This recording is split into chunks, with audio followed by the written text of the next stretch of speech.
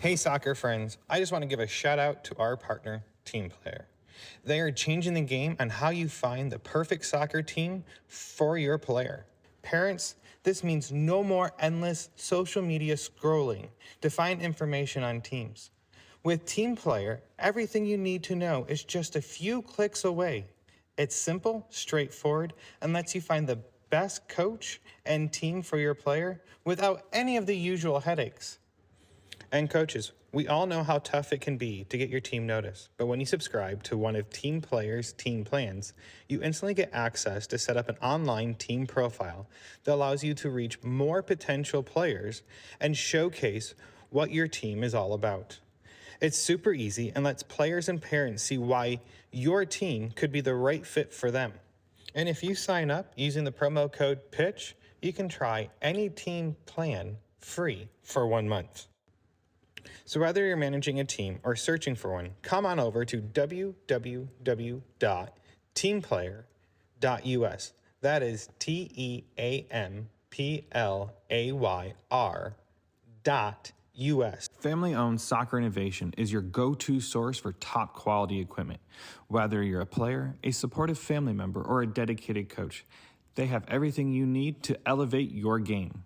For players, their innovative equipment are designed to boost your skills and performance on the pitch. From their agility cones to their portable goals, they have you covered. And family members, they offer durable equipment that's built to last because we know your support is critical to your player. Coaches, trust me, they can provide the equipment you need to run effective training sessions and shape the next generation of soccer players. Visit Soccer Innovations at soccerinnovations.com to start elevating your game with them. And if you use the code PITCH, PITCH, you can receive up to 10% off your next order.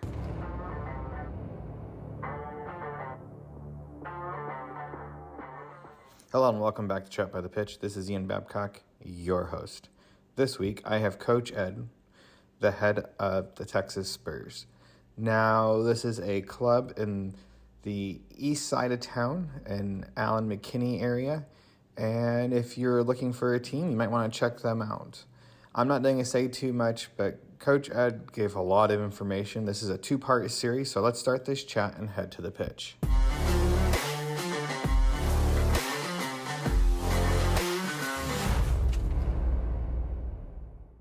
I'm Ed Puskarich. I'm the director of coaching for the Texas Spurs Football Club based here in the Allen McKinney Plano area.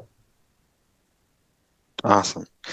So you've had a lengthy coaching career. We went on a little pre-chat before this. So when did you start playing and when did you start coaching? So I'm native Texan, born in Dallas, actually, back in 62. So I'm a 62er. And although my family's from Pittsburgh, I went to high school in Pittsburgh, but I grew up in the Dallas area and had the luxury of playing soccer. I started at age 5 out in St. Pius X Catholic school, so I'm a good Catholic boy, out in Casa View in East Dallas, and played basically night and day. My father was a big baseball guy, didn't know much about soccer, as most parents didn't know back then, and just learned as we went along. So I played high school and up in Pittsburgh and Pennsylvania. And then I had the chance to come back to SMU and play soccer for Coach Jim Benedict. Rest his soul, he was a great man. I thought SMU was a really good place for me to try and play pro ball. I told my father when I was a young boy I was going to play pro soccer. That was my goal all throughout my entire youth. And came back to SMU. I got hurt on a motorcycle night before tryouts, didn't work out the very best. Ended up playing football at SMU with the Pony Express with Dickerson and James, and played spring ball with soccer. And then I had a chance to turn pro in Houston in 1984 with the Houston Dynamo of the USISL. Went to a tryout with 350 kids. First thing we did was a Cooper test, 2 miles in 12 minutes. If you couldn't finish in 12 minutes, you didn't even have a chance to touch a soccer ball. So I was pretty fit and fast back then. Ended up playing a 19-year pro career and all over the country. I was on the national team in the 1994 World Cup, one of the last cuts. Didn't make the final roster. It was a great experience. Enjoyed every minute of that.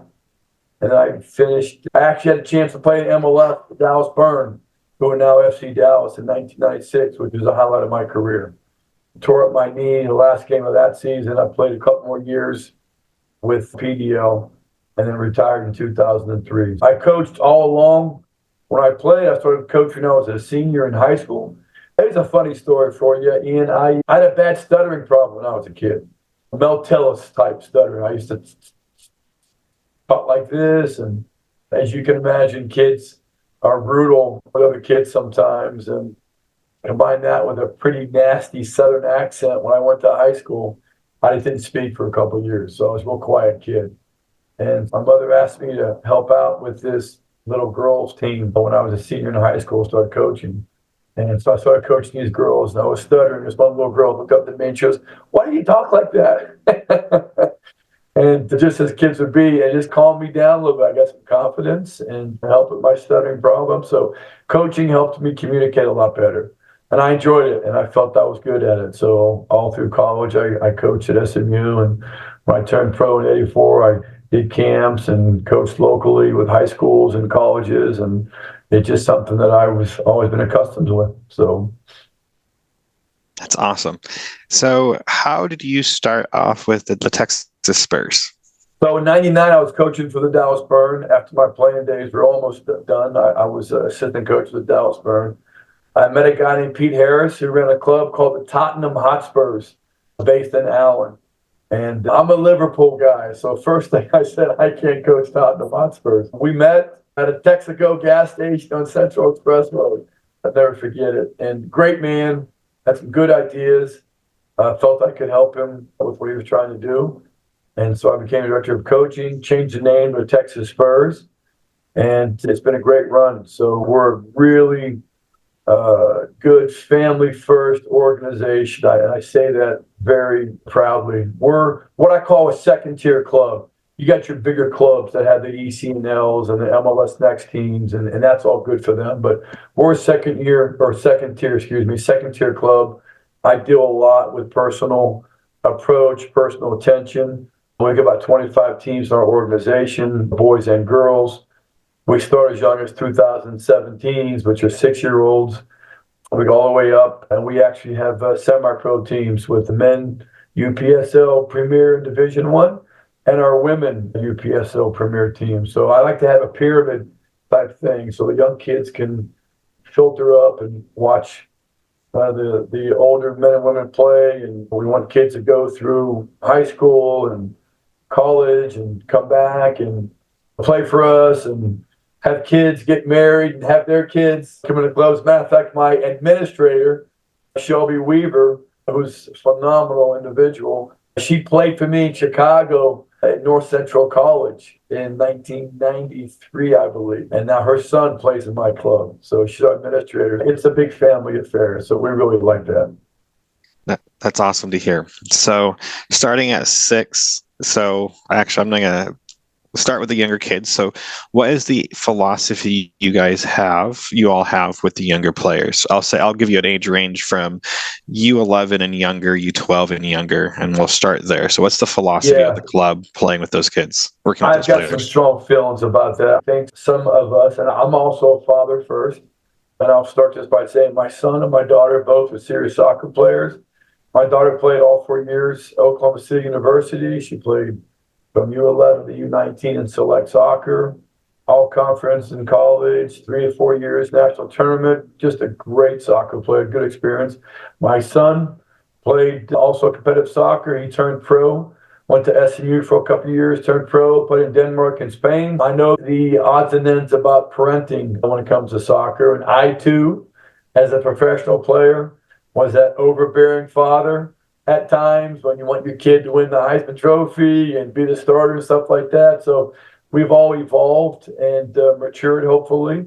And I think it's essential at the younger ages, U6, U7, U8, U9. They should play someplace close to home. I don't think parents should be driving from Louisville to Allen or from Plano to Midlothian. I think you need to stay close to home. The kids got to have some fun, play with their friends, their classmates, friends, get touches, get with a good coach, a good club. I don't think a dad coach is a bad thing if that dad has some kind of college experience, something like that. But there's a lot of good coaches and clubs in the Metroplex that can give a really good experience with young kids. And I think a couple of days a week is fine. The kids want to go out and play in the playground with their friends is also good. We at the Spurs offer 2 practices a week. And then Fridays we have our skills, speed, and shooting finishing sessions where if they want to get extra work, they can. And then if those kids that live locally and close by and parents have the time, we offer kids at our club a chance to train multiple teams. So if your son or daughter has the flexibility, parents have the flexibility to get the practice, they could be out there 5 days a week. If they don't, and both parents work and they've got multiple sports and multiple siblings, twice a week is sufficient. An hour and 15 minutes to an hour and a half is plenty. So the kids, our test is if little Tommy and Susie are telling mom and dad, hey, can I get to practice early?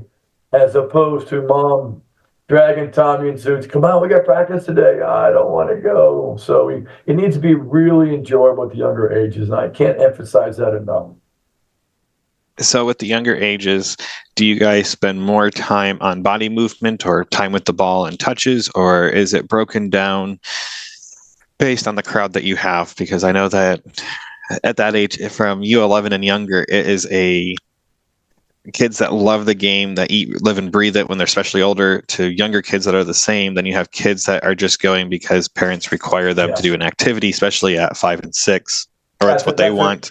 Yeah, that's a great question. And you want to have kids together. You're going to have those 2 or 3 kids who are advanced, and maybe even at age 6 or 7, or have them train with the 7 and 8-year-olds if they want to. But it's all about getting touches. We incorporate playground games, red light, green light. Just add a ball to it. Duck, duck, goose. Add a ball to it. You got an instant dribbling drill and control the ball and stuff like that. You want to make sure the kids develop proper technique. I'd say our average practice sessions start with, at that younger age, is 80% of technical.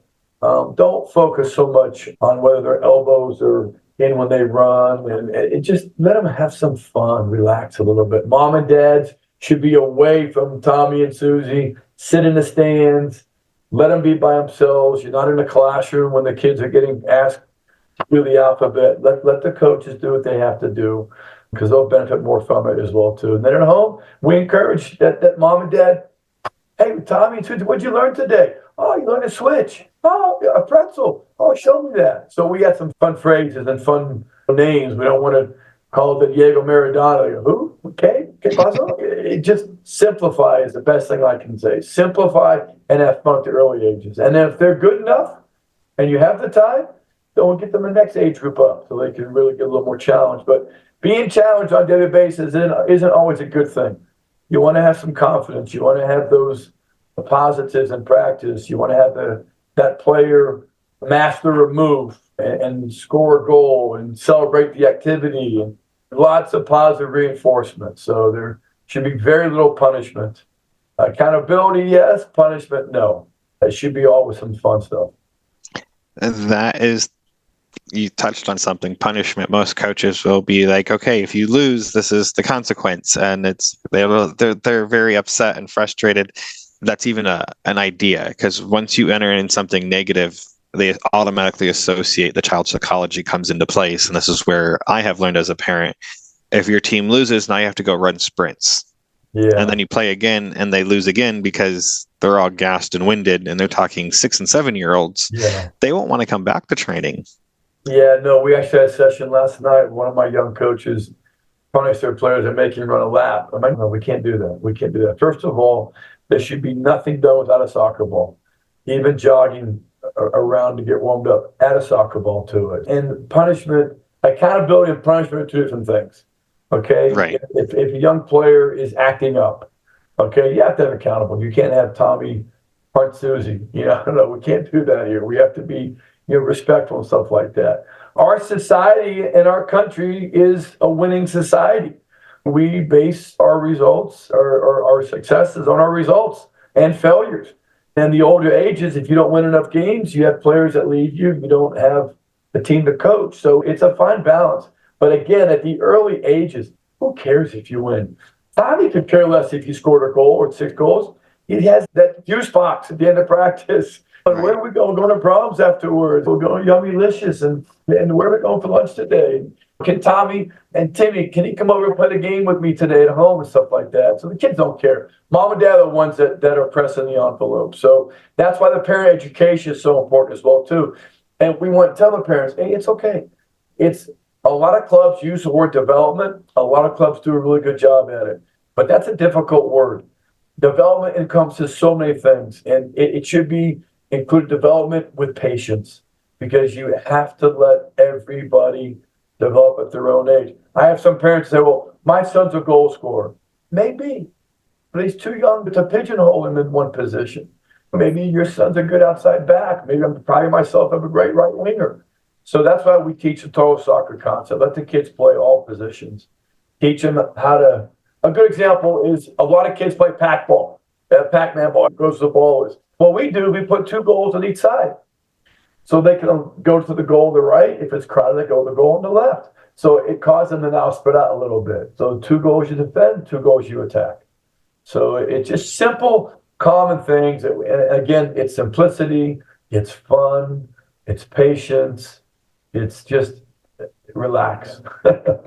That's key. I think you touched on a few things, and we're going to go over it right now. It's the big thing that you talked about. Our society is all about winning, and I was recently introduced to the FA model of training, and then come to find out USSFA, whatever it's called, U.S. Soccer Federation model, and the coaching license. It talks about it. It starts on the D license, and the 3 phases of training, and that is training to train from U11 and under. Then you probably know exactly where I'm going with this. All this, it's U12 to U15. It's training to develop. Then U16 plus is training to win, and that's what matters. And I was given really cool stats. At the age of U14, 86% of all sessions in Europe. I'll make this very clear. This is where the stat came from. Was the EPL, English Premier League? It is 86% of all training matches are non-competitive. Yeah, and I had it just blew my mind. So when you're thinking about it, out of 50 matches, 7 are only competitive. 7 only have a score. Yeah, crazy. And could you imagine here in the United States if that's how it was? I know that some clubs are starting that are much larger. Clubs will have their own leagues, so they can have kids all the same ages, and trying to mimic the grassroots model over in Europe. And where scoring is not really mattering, it's how they're playing in those games and giving them structure to play in versus just going out and winning. Do you guys have expectations of coaches at these younger ages for performance? Because I know that a lot of coaches struggle losing, and it's not because if they lose, it's because they lose players and families. Yeah. And this goes back to the parent education side. As a parent, I know that I'm happy with a 50-50 record. 50% I'm happy with. Even if it's 40-60, 60-40, I'm happy. I don't expect them in league play. If we go sign up for a tournament, and this is where someone lectured me recently, it was like, if you're going to a tournament, you shouldn't expect to win it. You should have objectives in that tournament. And he goes, yes, you have the pay-to-play model here in the United States, but the coach should be very clear on what their objectives are with your team.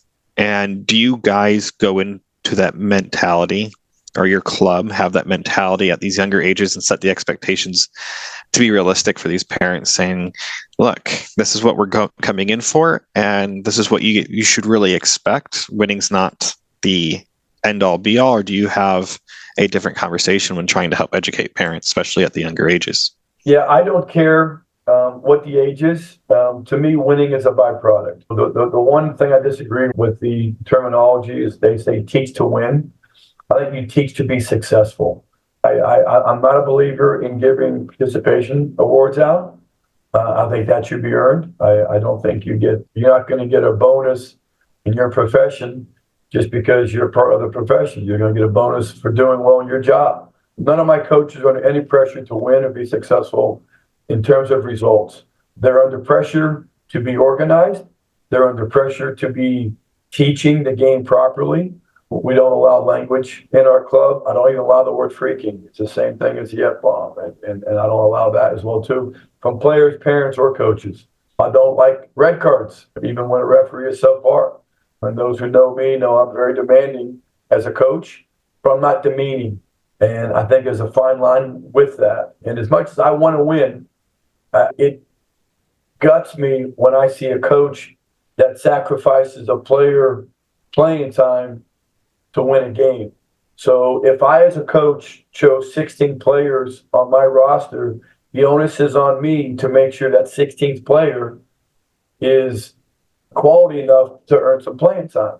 Now, obviously, if a player is struggling, making the same mistakes, he has some discipline problems, that's a whole different ball of wax. But if everybody's equal in terms of commitment and attendance and this, that, and the other, everybody should play. Is it a 50% rule? Absolutely not. Okay, you got to have some skin in the game. You have to earn the right to play. But you have to, how do you measure winning? How do you measure success? It's just not in the standings. And I'm passionate about that. I have a U19 boys team that plays in the Class League Division One, and we are a very good team, very competitive. But if you don't make practices, you're not playing this weekend. And even though we're having a great game that may have consequences, college coaches attending, stuff like that, guess what? You missed 2 practices this week. And there's no communication. There is no excuse given. And you didn't make it up at any other team's practices. So you're not going to start the game. You probably don't play much the first half at all. And you make it some in the second half, depends on how I feel and how well you support your teammates on the bench. So to me, that's accountability. That's teaching to be, that's coaching to be successful. That's not coaching to win. If I want to win the game, I'll put my best player in, whether he can practice or not. And I think that, what am I saying to a player who comes to every practice? I'm not punishing the player for not making practice. I'm rewarding my players for making practices. Does that make sense to you? Perfect sense. I think at the early ages, if it's implemented in, then it's fantastic. The problem is, in our society here in North Texas, we don't have a lot of loyalty. We have coaches and players that will leave sometimes annually to go find something that's greener. And some realize that wasn't so green over there. And I think that's where the parent education at the early ages is important. What are some of your goals? Okay. How many players, okay, I think there's 300,000 players that play in North Texas every Saturday morning, some figure like that, probably more. How many of those players are going to play pro ball? The number is shocking. You know what I'm saying?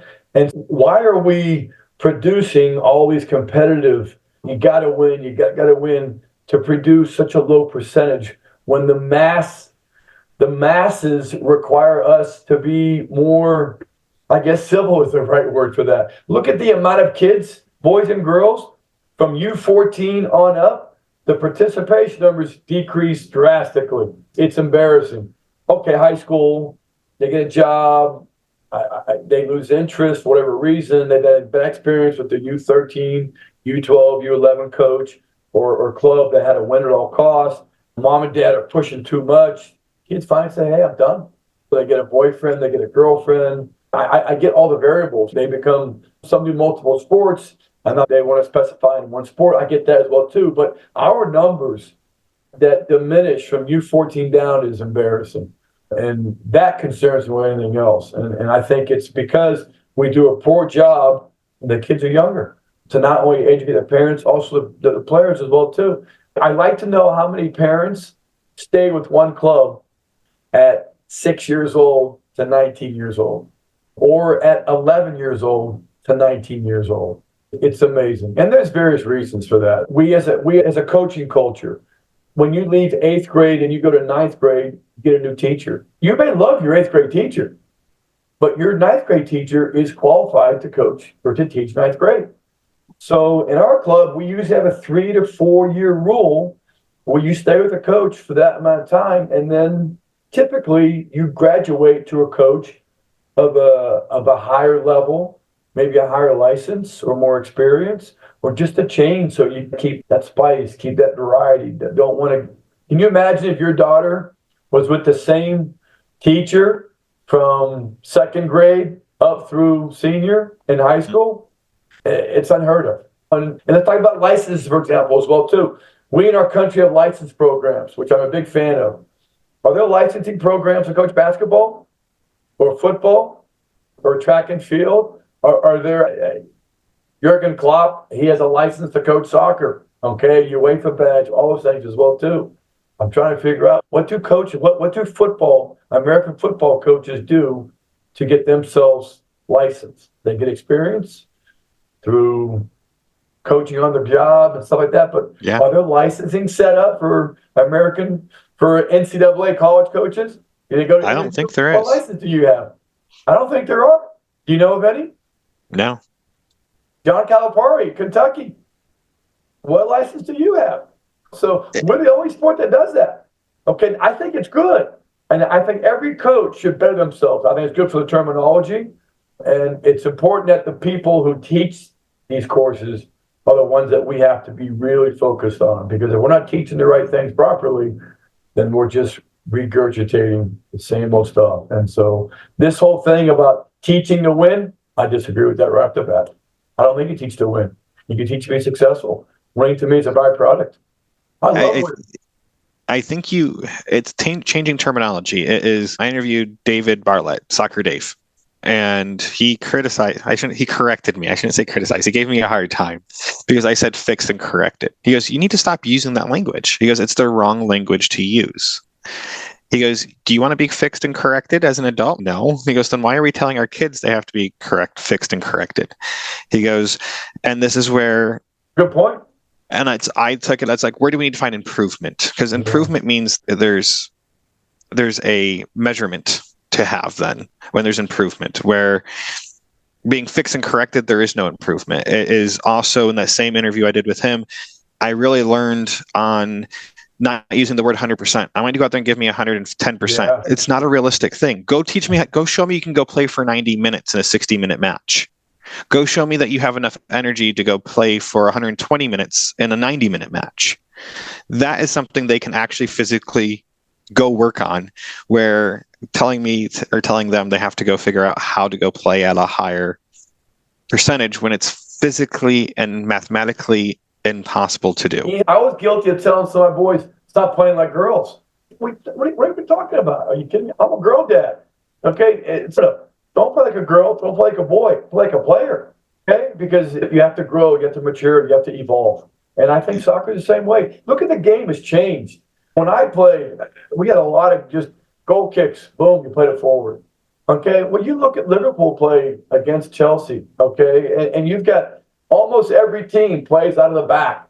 And they challenge them. Come on, break our press. But the game has changed so much. And you have to, as a coach and a club, you have to also change and evolve as well, too. Otherwise, you're left behind.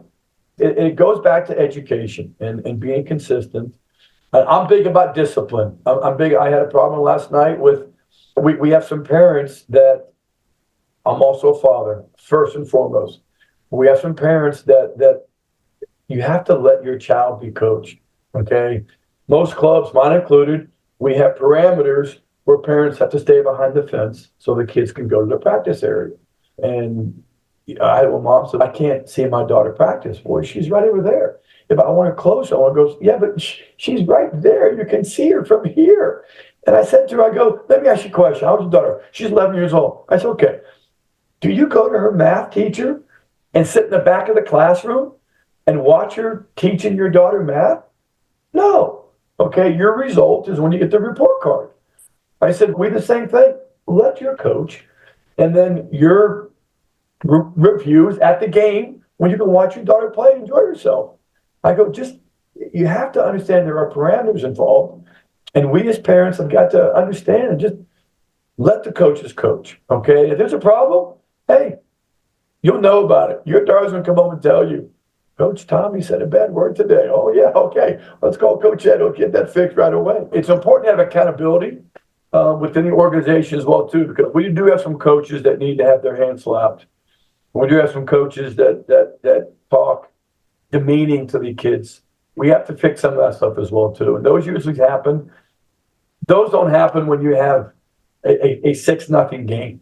That happens when you've got a 1-1 game It means promotion, relegation. It means you maybe get qualified for Dallas Cup, and whatever the case may be, there's a referee involved, and sessions are high, and that's when you really have to be disciplined. And if a coach can't control himself, how can we ask our kids to control themselves? So Right. I saw a game a couple of weeks ago.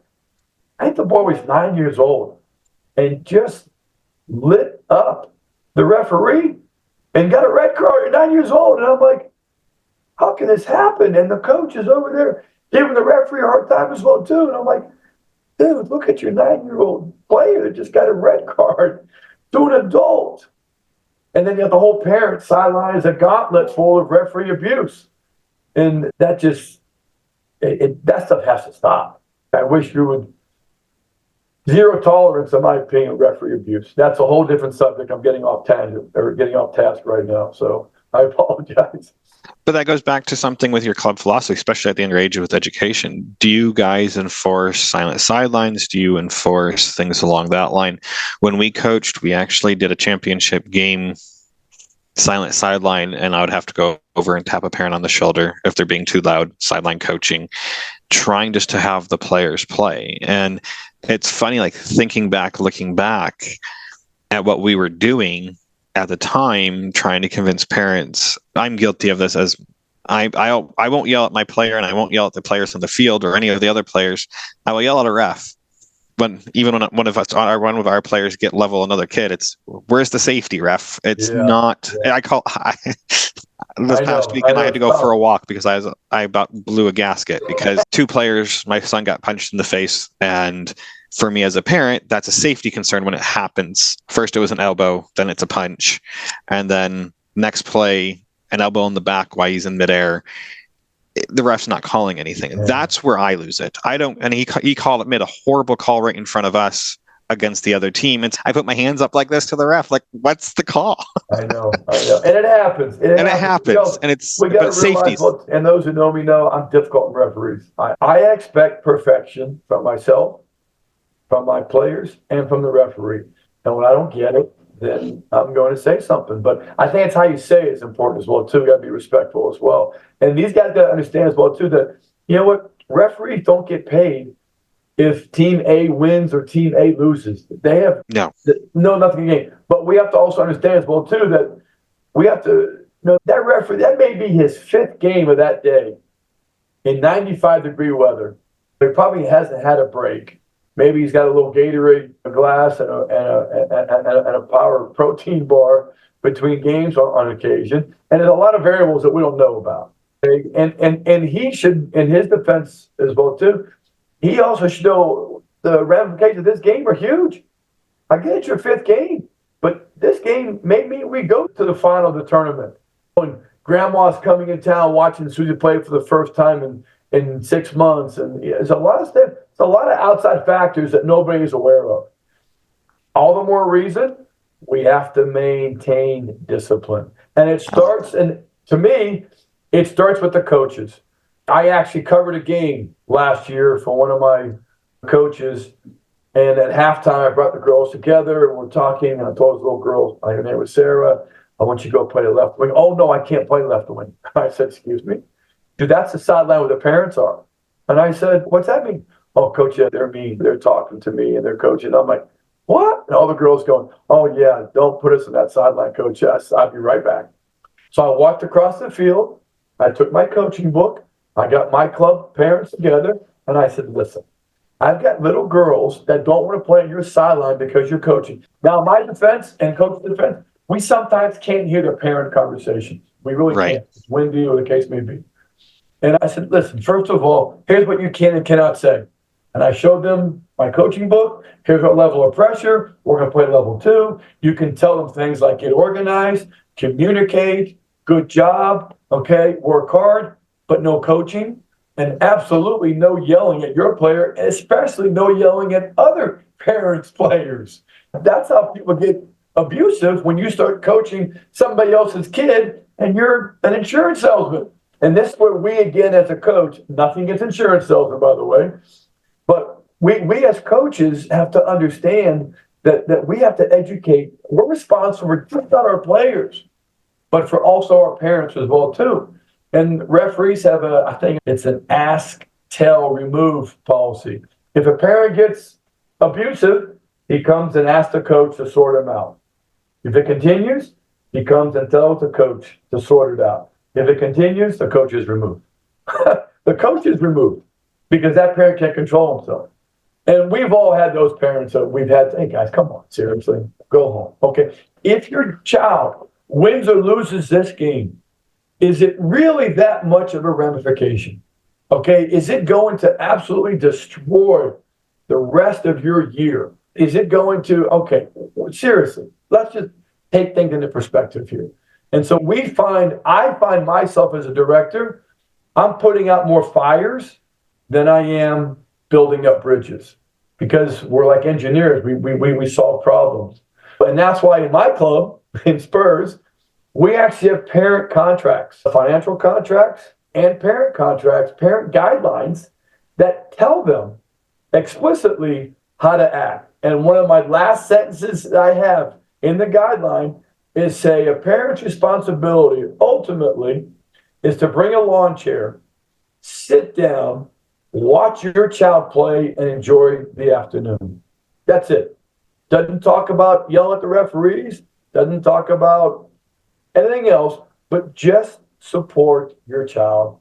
And in this case, the program as well, too, because if you've got 16, 17, 18 families that are all getting along, you've got a good coach, you've got a good training facility, it's affordable, you travel a couple times a year and you have some fun. And as you get older, you're exposed to college coaches, maybe get some college opportunities and exposure. Those are all great experiences. And it's the stories in between that we want to try to eliminate. The referee abuse, the parent yanking their child from the field because they're happy with their playing time, or the coach and their parent getting into it in front of the kids. We want to eliminate, not, reduce. We want to eliminate that altogether. Because that's embarrassing. On YouTube, it's crazy, some of these parent fights. Come on. How can you possibly get into a fight with another parent at a child's soccer game? It's just insane. You see it in hockey, you see it in basketball. It's crazy, and it's getting worse. And you got some situations where some parents brought guns to the game and stuff like that, and we're losing. Yes. We're losing respect, and we're losing. Listen, why are we doing this? Come on now. It goes back to my original statement.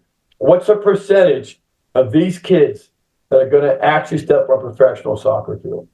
And yet we're doing all these funneling talent to the top and all these things and teaching to win and stuff like that. For what? For the lowest percentage of the entire population that's playing soccer. That's wrong. Yeah, I think it's 0.1 or 1%, or it's an astronomically low number. And that's a whole conversation. Yeah, I loved it. It was a great time. If you ask any coach right now, he would do whatever he can to play soccer. That's the best thing ever. And so we as coaches, we play through our kids. I'm on a side, trying to hit the ball on the goal sometimes, stuff like that. But you got to keep it in perspective. You just have to keep it in perspective. It's hard. That's key. So as we move through this progression, so U12 to U15, let's say, because once we hit 16, it's a whole other story, what do you guys do then at that age group? Because now you're getting into classic league and things along that line, different leagues. You have, if you're not part of ECNL, but there's all these other different leagues. There's lots of Frontier League and a few other leagues in the area that you can join. So that's not the lower leagues. Let's talk about that real quick, if you don't mind, because that's an issue with me as well. We have the privilege of living in North Texas, okay? Arguably, North Texas and Southern California are the two hottest youth soccer hotbeds in the country. We develop teams, players, coaches. It's phenomenal. We have facilities. We have the Girls Classic League at Richland at UTD, and the Boys Classic League are at Richland College and MoneyGram, and Plano plays at Russell Creek and Cheyenne Park, and we got Z-Plex and Melissa. We have quality facilities. We really do. And my friends around the country that come in town for the Dallas Cup or tournaments, so envious, because we really have great facilities here. But we have so many platforms right now as well, too, that teams and coach and players are being torn. And is this the best for my exposure here? Is this the best for my exposure here? Is this the best talent here? And it's confusing. It's confusing for me as a director. And it goes down to our organization as well, too. And so from U12 to U13, U14, the only change is you get a little more serious with your training, a little more focus on your tactical. You still do lots of technical as well, too. But now you're playing in the 11v11 world, okay? And you're playing at these facilities and you're playing in these leagues. And it's all about, where does my team fit the best, okay? Do I want to play in a league or be winning 7-0, 8-0? No, nobody wants that. Hopefully nobody wants that.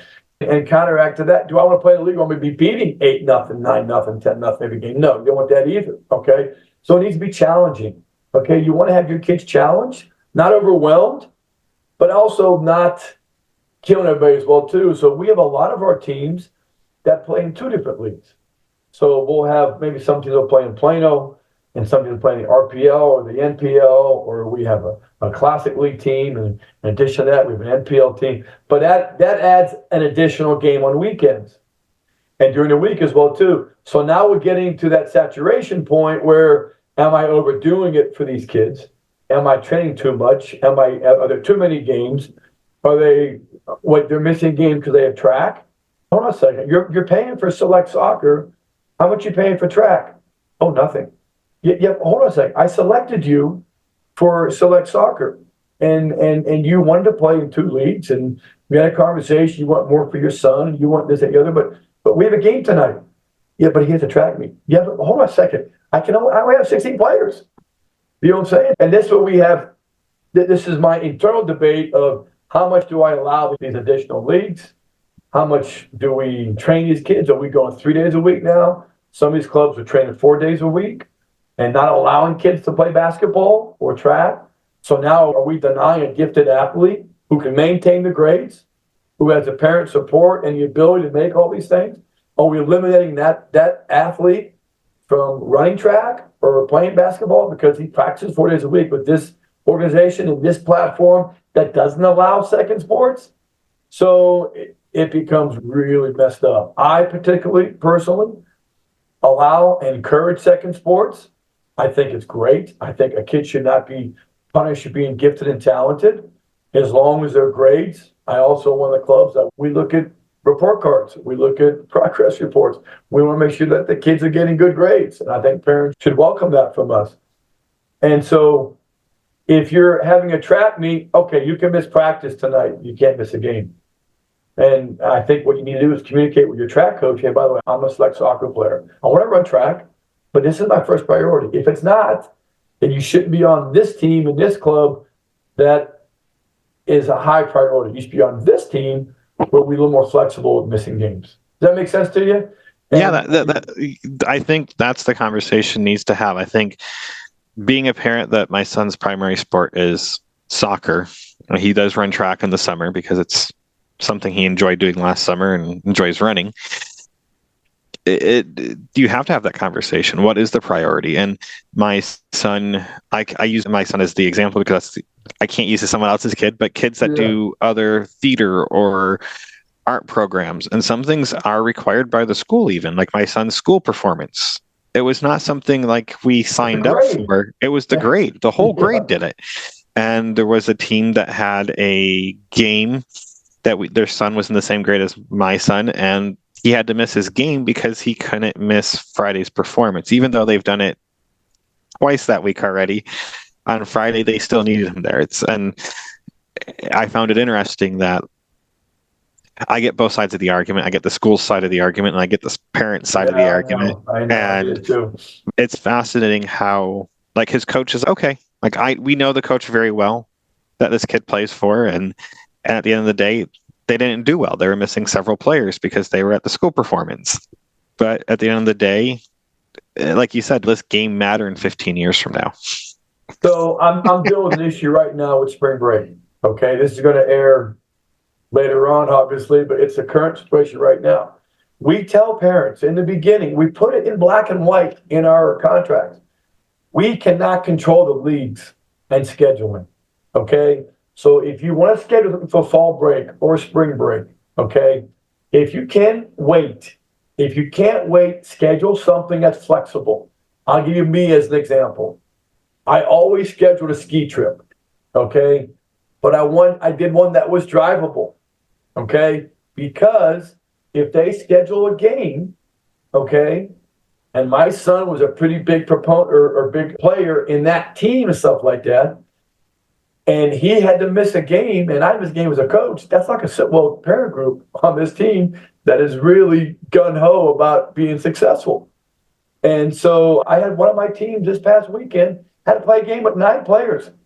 There are 18 players on the roster, and the league scheduled them a game on Sunday before spring break, the Wednesday of spring break, and the Saturday after spring break. The Wednesday game got rained out, thankfully, okay? Because I don't forfeit games. That's just another thing. I don't do that. So we had to play a game with 9 players on the Sunday before spring break. And I said, why? The parents were on spring break. I said, yeah, but you had a game. It's on the calendar. They left. And then, to make matters worse, the Saturday game, when some players came back, we had a rain delay. It was ridiculous. It was a long rain delay. Some parents took their child and left because it was too long to wait in the rain delay. And I'm like, I'm pulling my hair out when my coach is telling me this. And so now what I have to do is get in front of my parents again next signing and be very explicit. And I'm going to have them sign a document. I understand the spring break and the fall break and the holiday break guidelines. If my team is in an event, I understand that my expectation is to be there to support the team. And if it's not, this is where we have to be communicated as well too. If I got a team of 18 players, okay, and I've got 10 that are in the same neighborhood, the same school district, and they're going to go on a band trip during spring break or over this weekend, I'm not going to schedule a tournament that weekend. Or if I've got 10 kids playing football and they play football games on Tuesday nights, I'm not going to practice Tuesday nights. Let's move practice to Monday nights. But it all goes to communication. And that's where we as a coaching staff and as an organization have to communicate, and the parents have to also communicate to us as well too. It gets worse in high school. We'll talk about that when we get to the high school ages. And that's the thing. I think parents, as much as the coach has to communicate, the parents have to communicate back. I think we've had coaches where there's barely any communication and you have to fight to get an answer. And then you have coaches that over communicate and it's like another email already. And then you think back to the days and you think back to the days when you had no communication, and I'd rather have the over communication and knowing what's exactly going on and filling us in, even if it's stuff that might not fully pertain to our player or whatever player it may be. I'd rather have more communication than none. And as much as it might drive me a little crazy at times, I would still take that over no communication because it's something better than nothing. This is something that's close to my heart because cell phones, as you run this country now, run the whole world for that matter. Yes. And I feel so bad for parents who are just getting into the cell phone age because it's difficult. I was lucky. My kids were older and they got it when they were in high school, that deal that they were young and stuff like that. But once a player gets a cell phone, usually 11, 12 years old, okay, we have the player communicate with the coach. And even if the player doesn't have a cell phone, we ask that he communicates to the coach with the parent's cell phone. Obviously, texting is the way everybody does things these days. But if you can't make a practice, we need you as the player to communicate with me. Okay, I can't make. Why is that? Oh, I got in trouble in school today. Oh, okay. Now there's an extra layer of accountability, which now he disappoints the coach as well as the parent. But if you can't make a practice, we have to know as a coach. So we put our practice sessions out. Let's suppose I'm working on finishing in this one evening session. And I've got 3 of my forwards are missing practice and my goalkeeper is missing practice. There goes my finishing session. You know what I'm saying? So we have to know the condition of our plane if we go for a flight. So it's important that we have to know what's going on. Not to mention, if you can't make a practice, I got to know why. Because if you can't make it up, you can't start on Saturday. I'm going to go to coach's practice tomorrow night. Okay. ask him his permission, make sure he check the website, make sure his schedule's updated, because we allow that in our club. We allow kids to attend multiple sessions. That way, if they miss because of track or their sister had baptism, they can make it up and still be able to start the game on Saturday. So the communication's huge for me. And if I don't hear from you, I'm gonna let you know. Oh, you missed practice last night. How come? Oh, I forgot. Oh, you forgot. Okay, now we go into the punishment phase. Accountability and then the punishment phase. Okay, you can do a couple hundred push-ups. So we'll make sure it's going to sting a little bit. So next time you won't forget to text me. I like it. So as you move up in this progression of age, so we're in this middle age group now. I'm assuming everything that you're teaching from the 6 to 11 is just the foundation, and then you build upon that. I'm just ballparking it basing on past experience. You're building a house. And so at the younger ages, you want the solid concrete, beer and peen, whatever you want to do. Make sure it's nice and set. And you start building up some walls and you add some rooms and stuff like that. When they get to the high school ages, now we can add the game room and the media room and the detached garage and everything else as well too. If you're lucky, maybe a pool as well. It's all about the whole building the house mythology, if you will. But at the same time, you've got to keep the enjoyment in. Even my high school players who start driving now as well too. So we got to. Is practice going to be entertaining? High speed, high energy. Okay, guys, good practice today. It's over already. That's a good point.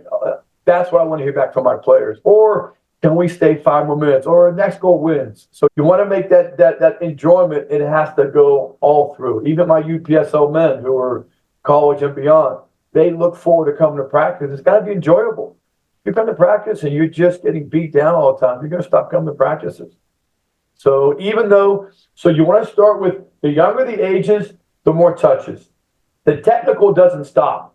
Even at the older age, my U19 boys, last night, we did technical for a good half an hour. The technical has got to be there. You can never get enough touches. Tiger Woods used to spend 6 hours at the driving range just hitting balls. You cannot get enough what I call repetitive touches. That's why our 5 skills are important. Excuse me. And we assign homework at home too. So we have some kids that in the world of video, we have coaches that assign YouTube skill sessions. How we do this at home tonight. Okay, and then I want you to put it on your phone and send me a video of you doing this. We started doing that during the COVID days, which is great. Kids sending videos of themselves working out is brilliant. It's like a homework assignment you can actually confirm. And they get creative with it as well too, which I love that part. And that's because at this age, I feel like, I don't know how, when you get to U11, you start having, I know you have the yearly objectives for the younger groups, but it is pretty static, I would say, from my experience with coaching. Like you have to work on very technical stuff at that young age. The more technical they are, the better chances are for them to be successful in those fun games they play. And that's where a coach has to be creative. If I do the same drill every week, the kids don't do this again. You've got to be creative, and that's where the coaching education comes into play. Because the coaching education, the best thing about it for me was networking. And when you network with different coaches, we share ideas. Let's be honest. Every drill I have, I either stole from somebody, or I saw someone do it, and I adjusted it once in a while, or I invented something on my own that somebody else is already doing anyhow. It's not rocket science. It's how we adjust the parameters, and do we have neutral players, and what's the ultimate goal in the drill and stuff like that. So we as coaches, we share lots of information. I'll see my coach do a drill. Oh, I've done that drill in years, and I'll do that drill again as well too. So you want to keep it spicy. If you eat the same food every Friday, you're not going to eat on Fridays. So you want to make sure it's spicy, and that's where the coaches. That's why we have that 3 or 4 year rule as well too, because a different coach has different drills that he or she really is good at. And this coach is really, I'm really good at zone defending. Okay, I can tell you how the back four should work and how the pass lane should be cut down and stuff like that. My son is a great coach at finishing. Hey, work with these guys at finishing today and stuff like that. So we as a coach, if a youth football team had a call from Troy Aikman to come in and do a session, man, they would put the red carpet out and have them come in, no problem right off the bat. If a typical youth soccer coach had a professional come and be available, a lot of them would be hesitant because they're afraid he may teach their kids something they haven't been taught yet. And that's completely wrong. We need to welcome new ideas. I want my friends, they come in town, my old teammates or old colleagues, hey, I'm in town. Hey, how about doing a session for my boys? I want them to hear different voices. And sometimes it's the exact same drill with the exact same terminology, but somebody else said it. So it sinks in a little bit more. So we as a coaching collective organization need to welcome new ideas. So with that being said, do you guys have a lot of guest coaches coming in, or do you guys have a coach from the club come over and help every now and then just to put another ear into the conversation? One of the things we do with our Friday skill sessions is we have one of my coaches has got a PhD in the sports sciences and the speed and agility, which is enormous. So he teaches the kids the running technique and ways to get speed. One of my coaches is really good at finishing and stuff like that. Then we bring in a third skills coach. It could be a coach from the UPSL. It could be a coach from the Dallas Sidekicks. It could be a coach outside. He comes in, he does different skills to get a little spice in there as well, too. So we want to make sure it's all creative and different. And that way the kids get to be seen by different coaches. Having a kid go to different coaches sessions is great for them because then they can hear a different voice once in a while. So maybe that coach will tell you, use your left foot. No, use your right foot more. So you want to give the kids more ideas about doing things. Try this move here. Oh, here's a good move for you to try.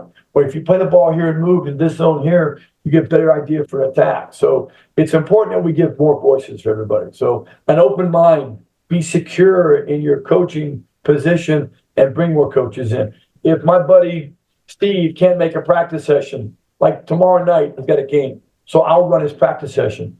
That way we don't cancel practice. It keeps the same schedule for the parents and the kids. I'll run his practice session and make a different voice right away in the practice session. So we do a lot of coaching within our organization as well too, which is enormous. And coaches, when they have a free game, they go and watch other coaches. So our coaching organization in the Spurs is a family as well too, which I absolutely love. And all my coaches have played for me, currently play for me, or I've known for decades. So we're our own little unique family. I think that tends to work better because if heaven forbid game gets rescheduled and a coach can't make it, or a family emergency, and a coach can step in a heartbeat and not skip a beat, knowing the kids are ready, the players. And knowing the kids' names. It's yes. more saying, hey, what's his name? Well, you're going to coach me today, you don't know my name? So that small things, it's important. And that's why when a coaching staff works together, enormous.